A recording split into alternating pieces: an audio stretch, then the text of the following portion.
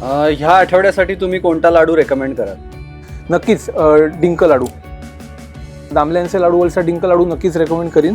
कारण का ह्याच्यामध्ये जर का तुम्ही साहित्य बघितलं तर डिंक कणी, सुकं खोबरं, त्याचप्रमाणे गोडी, लाडूची गोडी जी आहे ही गुळामुळे येते.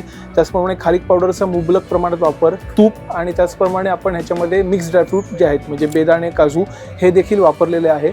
या लाडूचं विशेष महत्त्व या हवामानापासून म्हणजे जेव्हा आपण पाऊस सगळीकडे चालू होतो तेव्हापासून ते अगदी थंडी संपेस तोपर्यंत हा लाडू अत्यंत उपयुक्त आहे खाण्यासाठी.